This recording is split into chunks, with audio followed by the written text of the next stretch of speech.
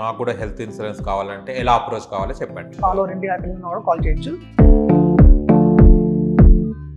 Age పెరుగుతూనే premium పెరుగుతుంది తప్ప కానీ మనం ఒకవేళ హాస్పిటలైజ్ అయ్యి అప్పుడు నో క్లెయిమ్ బోనస్ ఏదైతే ఉంటుందో అది రాదు. ఆ సంవత్సరానికి నో క్లెయిమ్ బోనస్ రాదు. ఇటువంటి పాలసీ ఎప్పుడైనా సరే తీసుకున్న 2 ఏళ్లకి ఏదైనా అడ్మిట్ అయితే మాత్రం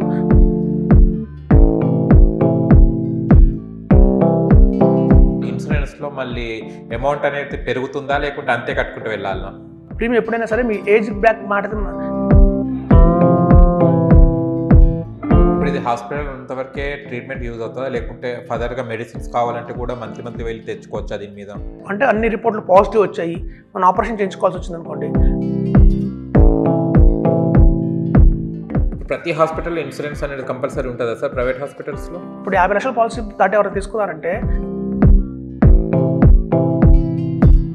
ఒకవేళ లైఫ్ ఆఫ్టర్ ద ఎండ్ అయిన తర్వాత అంటే తను ఒక 30 years 20 years కట్టిన తర్వాత తను ఎక్స్పైర్డ్ అయిపోయాడు. అసలు ఈ పాలసీలో ఎలా ఉంటుందంటేనండి, మనం తీసుకునేదే సంవత్సరానికి 20,000 తీసుకుంటారు.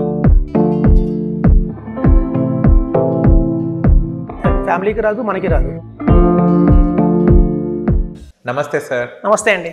ఎలా ఉన్నారు? బాగున్నానండి. ఇప్పుడు ఏదైనా ఇన్సిడెంట్ జరిగింది, హాస్పిటల్కి వెళ్తాం, మనము వెళ్ళినప్పుడు ఈ ఇన్సూరెన్స్ అనేది ఎన్ని అవర్స్లో యాక్టివేట్ అయిపోతుంది? మాకున్న డేటా ప్రకారం ఏంటంటే within half an hour అండి. Within half an hour 30 minutesలోనే మనకి అనేది వాళ్ళు వెంటనే శాంక్షన్ చేయడం జరుగుతుంది. ఎందుకంటే 24/7 వాళ్ళకి కస్టమర్ కేర్ వాళ్ళు సపోర్ట్ చేస్తుంటారు, పనిచేస్తుంటారు దీని మీద. ఇందులో ఏంటంటే 2 ఉంటాయండి. వెల్ ప్లాన్డ్ ఆపరేషన్స్ కొన్ని ఉంటాయి. అంటే మనం ముందే మనం ప్లాన్ చేసుకుంటాం. బలానా రోజున క్యాటెట్ ఆపరేషన్ ఉంది, బలానా రోజున నాకు గుండె ఆపరేషన్ ఉంది అని కొంచెం ముందే కానీ వెల్ ప్లాన్డ్ ఆపరేషన్స్కి టెన్షన్ లేదు. ఒక రోజు ముందే చెప్తాము ఇన్సూరెన్స్ కంపెనీకి, బలానా సో హాస్పిటల్లో నాకు అడ్మిషన్ ఉంది అంటే వాళ్ళు డైరెక్ట్ మనం వెళ్ళేటప్పటికి రెడీగా ఉంటాయి. కొన్ని వెల్ ప్లాన్డ్ ఎమర్జెన్సీలో వచ్చే వాటికి మాత్రం ఒక అరగంట నుంచి ఒక 1 hour పడుతుందండి. అది డిపెండ్ ఆన్ ద సిచ్యువేషన్. ఆ రోజు ఎక్కువ మంది పేషెంట్లు ఉన్నారు, ఎక్కువ కాల్స్ వస్తున్నాయంటే కొంచెం డిలే అయ్యే అవకాశం ఉంది. బట్ మాక్సిమం అయితే విత్ ఇన్ హాఫ్ అన్ అవర్లోనే సెటిల్ అవుతుంది. ఇన్సూరెన్స్ హాఫ్ అన్ అవర్లో సెట్ అవుతుంది. ఓకే. అంటే ఇప్పుడు అమౌంట్ కనుక ఒక 5 lakhs అయింది ఎగ్జాంపుల్. ఇప్పుడు 5 lakhs మనకు హాస్పిటల్ బిల్ అయితే ఇన్సూరెన్స్ వాళ్ళు ఎంతవరకు ఇవ్వగలుగుతారు? ఇప్పుడు అంటే 2 రకాల పాలసీలు ఉన్నాయి. ఓకే. కొన్ని పాలసీస్ ఎలా ఉంటాయంటే క్యాప్స్తో ఉంటాయి. అంటే కొన్ని ఆపరేషన్లకి ఇంతే ఇస్తామని ఆల్రెడీ కొన్ని క్యాప్స్ ఉంటాయి మాట. అదే ఇప్పుడు ఫ్యామిలీ హెల్త్ ఆప్టిమాకి క్యాప్స్ ఉంటాయి చాలా. స్టార్ హెల్త్ 2 పాలసీలు ఉన్నాయి. మీరు కాంప్రహెన్సివ్ తీసుకున్నా లేకపోతే ఎష్యూర్డ్ పాలసీ తీసుకున్నా వాడి క్యాప్లు ఉండవు. 5 lakhs అంటే 5 lakhs వచ్చేస్తుంది. ఓకే. ఎందుకంటే మేము 25 lakhs పాలసీ ఉన్న వాళ్ళకి 25 lakhs ఇచ్చాం క్యాన్సర్కి. సో ₹1 కూడా మనకేమి అందులో డిస్కౌంట్ అట్లా ఇవ్వడం, మనం కట్టుకోవడం పాకెట్ నుంచి ఉండదు. మహా అయితే ఒక ₹5,500 ఉంటుందండి మహా అయితే మనం జేపీ నుంచి. బట్ మాక్సిమం కంపెనీ వేర్ చేస్తుంది. ఇప్పుడు హెల్త్ ఇన్సూరెన్స్ స్టార్ట్ చేయాలంటే ఫస్ట్ ఇప్పుడు ఒక 18 years అబ్బాయి ఉన్నాడు, ఇక్కడ నుంచి స్టార్ట్ చేసుకుంటే వాళ్ళు ఎంత పే చేయాలి, ఎన్ని ఇయర్స్ వరకు పే చేయాలి? ఎన్ని ఇయర్స్ వరకు అంటే చెప్తున్నాం కదండి, మన లైఫ్ లాంగ్ మనం బతుకున్నంత కాలం కట్టుకుంటూనే ఉండాలి. ఎందుకంటే మనకి ఇయర్లీ ఎవ్రీ ఇయర్ కట్టాలి, మన లైఫ్ లాంగ్ కట్టుకోవాలి. 18 ఏళ్ళు ఉన్న వర్స్ట్కి ఎంత ఎలా ఉంటుందంటే ఇందులో ఫస్ట్ 18 years నుంచి 35 years లోపు ఉన్న వాళ్ళకి ఒక ప్రీమియం ఉంటుంది అనమాట. సపోజ్ వాళ్ళకి వచ్చి సంవత్సరానికి 10,000 ఉంటుందండి, 8,000 కూడా ఉండొచ్చు. అది డిపెండ్ ఆన్ ద సమ్మిషన్ బట్టి, మనం తీసుకున్న సమ్మిషన్ బట్టి మన ప్రీమియం అనేది డిసైడ్ అవుతుంది. ఇది చాలా మంది తెలియని విషయం ఏంటంటే లైఫ్ ఇన్సూరెన్స్లో మీరు చూస్తే ఒక జీవన ఆనంద్ పాలసీ కావచ్చు, లేదా ఏదైనా జీవన్ మిత్ర ట్రిపుల్ కవర్ కావచ్చు, లేదా ఏదైనా జీవన్ తరుణ్ పాలసీ, ఒక పాలసీస్ ఉంటాయి ఎల్ఐసీలో. మీరు ఏదన్నా కనుక ప్రీమియం పెట్టుకున్నారనుకోండి, మీరు కట్టే 16 ఏళ్ళు అదే ప్రీమియం ఉంటుంది. ప్రీమియంలో మార్పు రాదు. ఎందుకంటే మనం కట్టేది ఒక స్పెసిఫిక్ టైం వరకే. అంటే ఒక 20 ఏళ్ళ వరకు తీసుకుంటారు వాళ్ళు, ఒక 16 ఏళ్ళ వరకు తీసుకుంటారు. సో ఇక్కడ ఏంటంటే మీకు ఇన్సూరెన్స్ వచ్చేసరికి ఏమవుతుందంటేనండి, మీ వయసు పెరుగుతున్న కొద్దీ రిస్క్ పెరుగుతుంది. మీకు 18 ఏళ్ళ నుంచి 35 ఏళ్ళ వయసులో మనకి వస్తే మలేరియా, డెంగ్యూ, టైఫాయిడ్ తప్ప పెద్ద క్రానిక్ డిసీజెస్ రావు ఈ ఏజ్లో. కాబట్టి ప్రీమియం తగ్గిస్తారు. ఎప్పుడైతే మీరు 35 నుంచి 40 మధ్యలో పడ్డారో కొంచెం మెల్లమెల్లగా అనేది స్టార్ట్ అవుతుంది. మనకి 65-70 దాటిందంటే ఇంకా మీకు గ్యారంటీగా ఏదో ఒకటి ఇష్యూ అయితే గ్యారంటీగా వస్తుంది. కాబట్టి ఏంటంటే మీరు తీసుకుంది 18 yearsలో అయినా ఆ ప్రీమియం మారుస్తూ ఉంటారు. ఎవ్రీ 5 years ఒకసారి ప్రీమియం మీకు మారిపోతూ ఉంటుంది. మీరు తీసుకుంది 8,000 సంవత్సరానికి, కానీ మీరు ఎప్పుడైతే 35 ఏళ్ళు దాటి 36 ఏళ్ళు వచ్చిందో ఇదే 8,000 ప్రీమియం అప్పుడు మీరు 12 ఏళ్ళు కట్టమంటారు. సో అట్లా మీకు అయితే ప్రీమియం పెరుగుతూ ఉంటుందండి. ప్రతి 5 ఏళ్ళకి పెరుగుతుంది స్లాబ్. ఒకవేళ హెల్త్ ఇన్సూరెన్స్ మనము లైఫ్ లాంగ్ అన్నారు మీరు, ఒకవేళ మనము అంటే ఒక 5 years కట్టేసి 4 years కట్టేసి మళ్ళీ ఆపేసాం అనుకోండి, ఆ అమౌంట్ మళ్ళీ మనకు రీఫండబుల్ అవుతుందా లేకుంటే అక్కడికే స్టాపా ఇవ్వరు కంపెనీకేనా? ఇది మనకి వెహికల్ ఇన్సూరెన్స్ లాగానేనండి. మన కార్ ఇన్సూరెన్స్ ఎట్లాగో, మన కార్ ఇన్సూరెన్స్, మన బైక్ ఇన్సూరెన్స్ ఎట్లాగో ఇయర్కి ఇయర్ కట్టామా మనకి ఫోర్స్లో ఉంటుంది. ఏదన్నా అయితే కనుక కంపెనీ ఇస్తుంది. ఒకవేళ మనం కట్టలేదు, పొరపాటున ఏదన్నా అంటే మిస్ అయిపోయినట్టే. ఒకసారి మిస్ అయ్యామా అంటే మళ్ళీ మొదటి నుంచి ఇప్పుడు వెయిటింగ్ పీరియడ్ ఉంటాయి. చాలా మంది తెలియని విషయం ఏంటంటే ఈవెన్ IRDA అనే ఒక సంస్థ ఉంది, ఇన్సూరెన్స్ రెగ్యులేటరీ డెవలప్మెంట్ అథారిటీ అనే కంపెనీ ఉంది. ఆ గవర్నమెంట్ నుంచి వచ్చిన ఆథరైజ్డ్ బాడీ అది. వాళ్ళు ఏం చేస్తారంటే మన పాలసీ హోల్డర్స్ ఎవరైతే ఉంటారో వాళ్ళని పరిరక్షిస్తుంటుంది, అట్ ద సేమ్ టైం కంపెనీలు కూడా పరిరక్షిస్తూ ఉంటుంది. ఇప్పుడు చూడండి, కొంతమందికి ఏంటంటే ఆయాసం వచ్చింది అనుకోండి బాగా, లేదంటే కొంతమందికి ఏదైనా స్టమక్లో పెయిన్ వస్తుంది, బాగా స్టమక్లో పెయిన్ వస్తున్నప్పుడు ఏంటంటే డాక్టర్ ఏమంటారంటే కొంచెం మెడిసిన్స్ రాస్తారు. చూద్దామండి, ఏదో కొంచెం స్టోన్స్ లాగా నాకు అనిపిస్తుంది, ఇప్పుడే నిర్ధారించుకోలేను, ఒక 3 నెలలు ఆగండి, ఇంకా మీకు రిపీట్ అవుతుంది పెయిన్, మీరు భరించలేకపోతున్నారంటే మాత్రం ఆపరేషన్ చేయాల్సి ఉంటుంది, దానికి 1 లక్ష రూపాయలు ఖర్చు అవుతుంది అని చెప్తారు. మన కిడ్నీ స్టోన్స్ కావచ్చు, లేదా స్టమక్లో స్టోన్స్ కావచ్చు, మనకి కాల్ బ్లాడర్ స్టోన్స్ కావచ్చు, ఇట్లాంటివి. సో వాళ్ళకి ఒక హింట్ వచ్చింది, ఓకే నాకేదో ప్రాబ్లం ఉంది, ఒక 6 నెలల్లో నేను ఆపరేషన్ అయ్యే అవకాశం నాకు ఉంది, నాకు హింట్ వచ్చింది డాక్టర్ నుంచి. అప్పుడు మన హెల్త్ ఇన్సూరెన్స్ కంపెనీకి వస్తారు, వచ్చి ఒక 8,000 ప్రీమియం కట్టి ఒక 5 lakhs పాలసీ తీసుకున్నారు అనుకోండి సపోజ్, మనకి ఏమవుతుంది, కంపెనీ లాస్లో ఉంటుంది కదా, వాళ్ళకి ముందు తెలిసిపోయింది ఒక 6 నెలల్లో ఆపరేషన్ వెళ్తుంది అని. సో కాబట్టి ఏం చేసిందంటే ఈ IRDA ఏం చేసిందంటే ఒక 20 ఆపరేషన్స్ని లిస్ట్ చేసిందండి. అందులో hernia, call bladder stones, renal stones, piles, sinus, ఇలాంటివన్నీ ఒక 20 ఆపరేషన్స్ ఉన్నాయి. ఈ 20 ఆపరేషన్స్ మీకు 2 నెలల కవర్ కాదు. అంటే మీరు పాలసీ తీసుకున్న వెంటనే ఆ 20 ఆపరేషన్స్ ఏవైతే ఉన్నాయో అవి కవర్ కావు, 2 నెలల తర్వాత నుంచి కవర్ అవుతాయి. సో అట్లాంటప్పుడు ఏమవుతుందంటే ఇట్లాంటి వాళ్ళని ఎమ్యులేట్ చేయొచ్చు. ఓకే, వాళ్ళకి ఎవరికన్నా ఇంటెన్షన్తో ఏదో ఒక పాలసీ ఒక 8,000 కట్టి 2 లక్షలు తీసుకుందాం అని ఇంటెన్షన్తో వస్తారో వాళ్ళు ఆపడానికి ఇట్లాంటి కంపెనీలన్నీ ఇలాంటి పెడతాయి. ఇంకోటి ఏంటంటే ఫీవర్స్, ఎనీ ఫీవర్ మీకు చూడండి, మలేరియా, డెంగ్యూ, టైఫాయిడ్, ఇవి కూడా 30 days దాకా కవర్ కావు. ఫస్ట్ 30 days కవర్ కావు. మనం తీసుకున్న పాలసీ తీసుకున్న 30 days తర్వాత నుంచి మీకు ఇవన్నీ కూడా కవర్ అవుతాయి. ఈవెన్ కరోనా కూడా కవర్ అవుతుంది. ఓకే, లైఫ్ లాంగ్ కట్టుకుంటూ పోవాలి. ఒకవేళ లైఫ్ ఆఫ్టర్ ద ఎండ్ అయిన తర్వాత, అంటే తను ఒక 30 years 20 years కట్టిన తర్వాత తను ఎక్స్పైర్డ్ అయిపోయాడు, ఎక్స్పైర్డ్ అయినప్పుడు ఆ అమౌంట్ మళ్ళీ ఫ్యామిలీ వాళ్ళకి వస్తుందా, లేకుంటే హెల్త్ పరంగానే యూజ్ చేయాలి ఈ అమౌంట్? అసలు ఈ పాలసీలో ఎలా ఉంటుందంటేనండి, మనం తీసుకునేదే సంవత్సరానికి 20,000 తీసుకుంటారు. సంవత్సరానికి 20,000 అంటే నెలకు 2,000 పడింది. ఇంకా మీకు ఈ అమౌంట్ తిరిగి రాదండి, అది ఫ్యామిలీకి రాదు, మనకి రాదు. ఒకవేళ హాస్పిటల్కి వెళ్తేనే యూజ్, లేకుంటే లేదు. ఓకే, అదే లైఫ్ ఇన్సూరెన్స్ లాగా అనుకున్నాను నేను, ఒకవేళ యూజ్ చేయకుండా మళ్ళీ ఇంటికి వస్తాయి అన్నట్టు లేదు. లైఫ్ ఇన్సూరెన్స్ లో అలాంటి పాలసీస్ ఉంటాయండి. మెచ్యూరిటీ వచ్చిన తర్వాత మనకి అమౌంట్ ఇస్తారు, అది లైఫ్ ఇన్సూరెన్స్ లో ఉంటుంది. దానికి కూడా ఏంటంటే ప్రీమియం ఎక్కువ కట్టాల్సి వస్తుంది, దీని ప్రీమియం తక్కువ ప్రీమియం ఉంటుంది. కాకపోతే ఏంటంటే మనకి ఏదైనా జరిగితేనే, ఏదైనా హాస్పిటల్లో అడ్మిట్ అయ్యి ఆపరేషన్స్ చేస్తేనే, ఇందులో మనకి 2 రకాలు ఉంటాయండి. ఇండివిజువల్ పాలసీ ఉంటుంది, ఫ్యామిలీ ఫ్లోటర్ ఉంటుంది. ఇండివిజువల్ పాలసీ అంటే తన ఒక్క వాళ్ళకి కవరేజ్ ఉంటుంది. ఫ్యామిలీ అంటే మనిషి, తన వైఫ్, తన పిల్లలు, ఇలా 4 కలిపి పాలసీ ఇస్తారన్నమాట. సో ఆ కుటుంబంలో ఎవరికి వచ్చినా అడ్మిట్ అవ్వచ్చు. అప్పుడు ఈ ఫ్యామిలీ పరంగా మొత్తం 4 members, అంటే ఫ్యామిలీగా 4 members 5 members ఉంటారు కదా, ఫ్యామిలీ ఇన్సూరెన్స్ అయితే ఎంత కట్టాలి సార్ ఇయర్లీ వాళ్ళు? మామూలు దానికంటే డబుల్ ఉంటుందండి, ఇంకా డబుల్ ఉంటుంది. మెంబర్స్ పెరుగుతున్న కొద్దీ 16,000 అవుతుంది. ఇప్పుడు ఒక మనిషికి అయితే 10,000 తీసుకుంటే అందరికి కలిపితే కనుక 22,000 అలా అవుతుంది. సో అది depend on the policy submission బట్టి ఉంటుందండి, మనం అలా చెప్పలేము, బట్ కొంచెం ఎక్కువే ఉంటుంది. ఇప్పుడు ప్రతి హాస్పిటల్ ఇన్సూరెన్స్ అనేది కంపల్సరీ ఉంటుందా సార్? ప్రైవేట్ హాస్పిటల్స్ లో ప్రతి హాస్పిటల్ అండి ఫస్ట్ వెళ్ళంగానే ఇన్సూరెన్స్ తీసుకోమని వాళ్ళు చెప్తారు. ఎందుకంటే మనం అడ్డు కట్టుకోలేము, ఇన్సూరెన్స్ ఉంటే వాళ్ళకి టైంకి డబ్బులు వస్తాయి, ట్రీట్మెంట్ బాగా జరుగుతుంది. కాబట్టి ఏంటంటే మీకు ఒక మంచి వాతావరణంలో మనకి హెల్త్ కావాలి అంటే కనుక చూడండి, జనరల్ వార్డు ఉంటుంది, షేరింగ్ రూమ్ ఉంటుంది, నాన్ ఏసీ రూమ్ ఉంటుంది, ఏసీ రూము, డీలక్స్ రూము. ఇప్పుడు కొత్త వచ్చారంటే సూట్ వచ్చింది. ఇప్పుడు 50 లక్షల పాలసీ దాటి ఎవరు తీసుకున్నారంటే, ఇప్పుడు రెయిన్బో హాస్పిటల్స్లో కానీ, కాంటినెంట్ హాస్పిటల్లో కానివ్వండి, మనకి కేర్ హాస్పిటల్స్లో కానివ్వండి, సూట్స్ వచ్చాయి. ఎలా అంటే మీకు ఒక హాస్పిటల్లో ఉన్నట్టు మీకు ఆ ఫీలింగ్ రాదు. రూము, సోఫా సెట్, అంటే మిమ్మల్ని ఎవరైనా కావడానికి వచ్చినప్పుడు విఐపీస్ వాళ్ళని కూర్చోడానికి సోఫా సెట్స్, ఫ్రిడ్జ్, టీవీ అన్నీ ఇస్తారు. మనకి ఏంటంటే మనకి ఒక చిన్న పెయిన్ ఉంటుంది తప్ప, బట్ వేరే మనకి అట్మాస్ఫియర్ ఎలా ఉంటుందంటే మనం ఏదో హాస్పిటల్లో చేరిపోయో మనకి ఏదో అయిపోయింది అమ్మో అని మనం ఎమోషనల్గా మనం ఫీల్ కాకుండా అలా చేస్తున్నారు. సో మనకి మన కార్డులో ఎంత లిమిట్ ఉందో దాన్ని బట్టి మనకి కూడా ట్రీట్మెంట్ అనేది ఉంటుంది. ఓకే, ఇప్పుడు ఇది హాస్పిటల్ ఉన్నంతవరకే ట్రీట్మెంట్ యూజ్ అవుతుందా, లేకుంటే ఫర్దర్గా మెడిసిన్స్ కావాలంటే కూడా మంత్లీ వెళ్ళి తెచ్చుకోవచ్చా దీని మీద?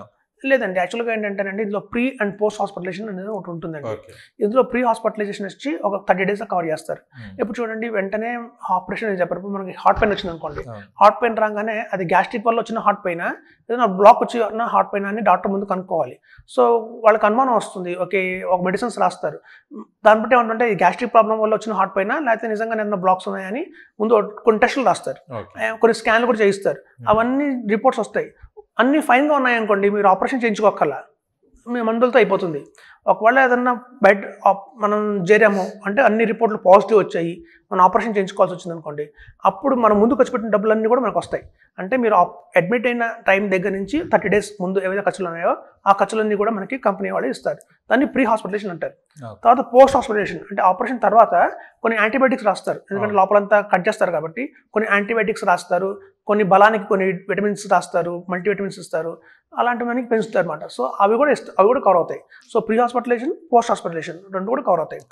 అయితే ఏంటంటే చాలా మందికి ఒక మంచి డౌట్ వస్తుంది, ఏంటంటే మేము డబ్బులు కడుతున్నాము, మనకి ఒకవేళ ఏం జరగకపోతే నాకేం కాదు కదా. సో దానికోసం వీళ్ళు ఏం చేస్తారంటే నో క్లెయిమ్ బోనస్ ఇస్తారు. అంటే మీరు 15 lakhs పాలసీ తీసుకున్నారు, మీకు ఇయర్ ఏం జరగలేదు, మీకు 25% ఆఫ్ ద సబ్మిషన్ పెంచుతారు. అంటే నెక్స్ట్ ఇయర్ అవుతుంటే 15 lakhs తీసుకున్న వాళ్ళకి ఇంకో అదనంగా 20 lakhs పాలసీ అయిపోతుంది. అది తర్వాత 30 lakhs policy, maximum 30 lakhs policy దాకా పెంచుకుంటూ వెళ్తారు వాళ్ళే. సో మనకేంటి మనం కట్టే 15 లక్షలే, కానీ కవరేజ్ మాత్రం 30 లక్షలకి పెరుగుతుంది ఒక రోజుకి మనం కనుక వాడకపోతే. అలాగే హెల్త్ చెకప్స్ అంటారండి. హెల్త్ చెకప్స్ అంటే ఏంటంటే సపోజ్ ఒక 5 lakhs పాలసీ తీసుకున్న వాళ్ళకి సంవత్సరానికి 2,000 ఇస్తారు హెల్త్ చెకప్కి.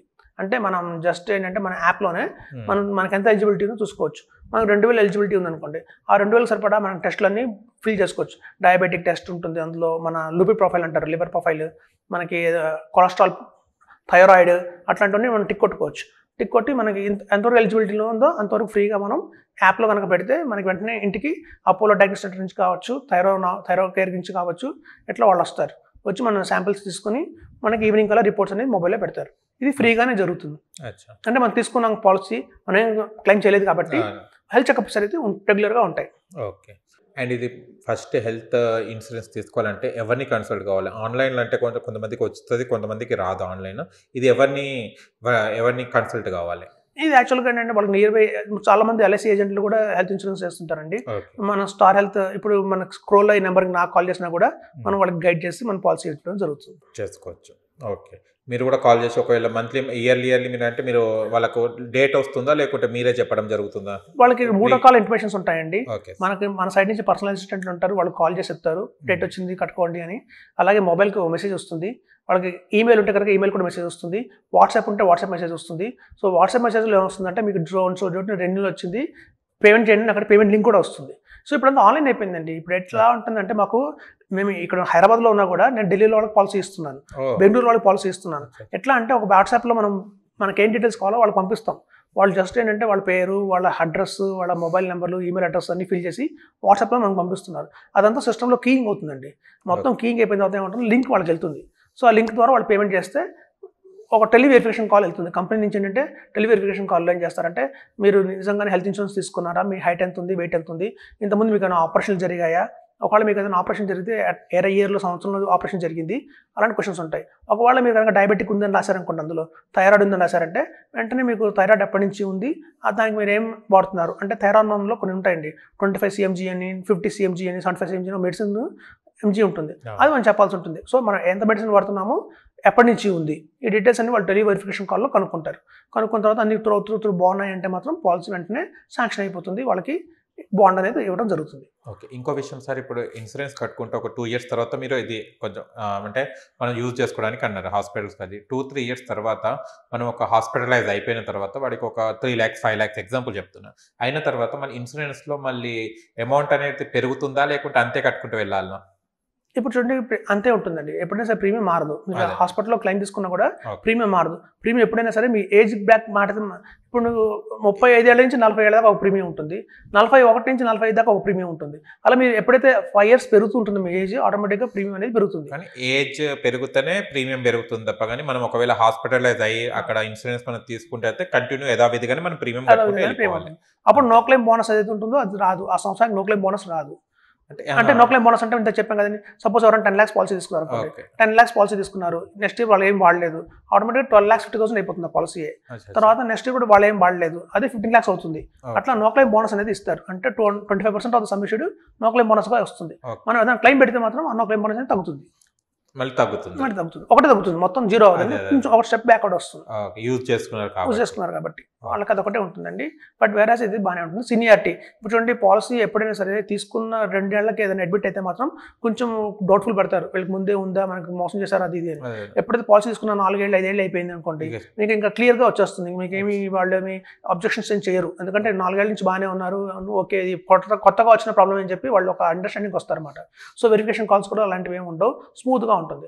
అందుకే మన పాలసీ ఎంత త్వరగా తీసుకుంటే అంత మంచిది. అంత త్వరగా అంటే మనకి 2 years వెయిటింగ్ పీరియడ్ కొన్ని ఆపరేషన్స్ ఉన్నాయి కదండి, అవి మాత్రం కొంచెం త్వరగా అయిపోతుంది. ఇవాళ తీసుకుంటే మన 2 yearsలోనే. నాకున్న ఎగ్జాంపుల్ చెప్తానండి. యాక్చువల్గా ఒక కస్టమర్ ఉన్నారు, నా మంచి ఫ్రెండ్ అయినా, చెప్పాను తీసుకోండి సార్ బాగుంటుంది అంటే, నాకు చక్రధర్ ఎందుకు లేనా, నాకు కంపెనీ వాళ్ళు ఇస్తున్నారు కదా, మనం మ్యూచువల్ ఫండ్స్లో ఇన్వెస్ట్మెంట్ చేద్దాం, షేర్స్లో ఇన్వెస్ట్మెంట్ చేద్దాం, అది తర్వాత చూద్దాంలే అన్నారు. తర్వాత ఏమైనా ఒక 1.5 years తర్వాత తీసుకున్నారు. నేను చెప్పగా సరే నువ్వు చెప్తున్నా కాబట్టి తీసుకుంటానని చెప్పి ఒక 5 lakhs పాలసీ తీసుకున్నారు. తీసుకున్న తర్వాత ఏమైనా ఒక 1 year తర్వాత ఆయనకు ఉద్యోగం మానేయాల్సి వచ్చింది. ఆ కంపెనీలోంచి సొంతంగా ఒక స్టార్ట్అప్ కంపెనీ పెట్టుకున్నారు, ఆయన సొంతంగా చేసుకుంటున్నారు. అప్పుడు వాళ్ళ మిసెస్కి ఏదో కిడ్నీలో ప్రాబ్లం వచ్చి కిడ్నీ స్టోన్స్ ఆపరేషన్ జరిగింది. చూడండి, 6 months ఆగుంటే వచ్చేది ఆ కవరేజ్. అంతా చెప్పుకున్నాం కదా, 2 years దాకా ఆపరేషన్ కవర్ కాదు. కరెక్ట్గా 18 monthsలోనే ఆవిడకి ఈ ఆప్షన్ వచ్చింది. అదే మనం ముందు తీసుకుని ఉంటే ఆ మొత్తం 1 lakh అనేది మనం జేబు నుంచి పడకుండా కంపెనీ ఇచ్చి ఉండేది. సో ఎప్పుడు మనం చెప్పలేం కాబట్టి 2 years తర్వాత ఏమవుతాయి అని. ఇప్పుడు ఏంటంటే వెల్నెస్ అని కొత్తగా వచ్చాయండి ప్రోగ్రామ్స్, కొంచెం కాస్ట్లీతో కూడుకున్న ప్రోగ్రామ్స్ కానివ్వండి. ఇది చాలా మంది తెలియదు. ఈ వెల్నెస్ ప్రోగ్రామ్లో కనుక మనం టెస్ట్ చేయించుకుంటే రాబోయే 10 ఏళ్ళకు మన హిస్టరీ తెలిసిపోతుంది. అంటే మీకు 2040లో హార్ట్ అటాక్ వస్తే అది ఇప్పుడే చెప్తుంది మీకు ఆ సంవత్సరంలో హార్ట్ అటాక్ వస్తుందని. మనకి 2030లో క్యాన్సర్ వచ్చేది ఉందంటే ఇప్పుడే చెప్పేస్తుంది మీకు క్యాన్సర్ వచ్చేది ఉంది అని చెప్పి. సో అట్లాంటివి కూడా అడ్వాన్స్ టెక్నాలజీస్ చాలా బాగా వచ్చాయండి.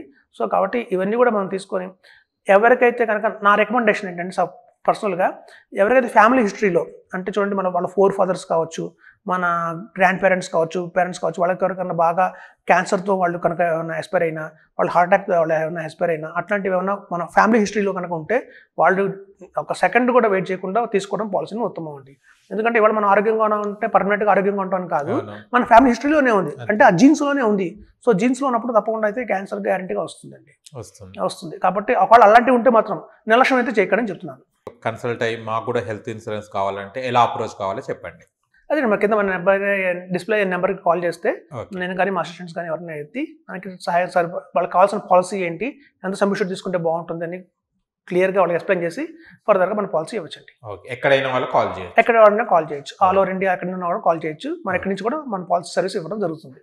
ఓకేనండి, thank you so much. Thank you అండి. ఓకే, చూశారు కదా ఫ్రెండ్స్, మీకు కూడా హెల్త్ ఇన్సూరెన్స్ కావాలనుకుంటే ఇంకా వేరే ఫైనాన్షియల్ ఇంకేమైనా మీకు డౌట్స్ ఏమైనా ఉంటే చక్రధర్ గారి నెంబర్ ఇస్తాము, ఆ సార్కి కాల్ చేసి మీ ఫైనాన్స్ డౌట్స్ ఏమైనా ఉంటే కూడా కన్సల్ట్ కండి. ఏదైనా ఇన్సూరెన్స్ చేయాలన్నా కూడా సార్ని కన్సల్ట్ కావచ్చు. ఓకేనా? మీకు కనుక మా వీడియో నచ్చిన లైక్ చేయండి, షేర్ చేయండి, కామెంట్ చేయండి, సబ్స్క్రైబ్ ఛానల్ అక్కడ గంట సింబల్ టంగున కొట్టండి. నేను మీ యాంకర్ పప్పు. Bye bye.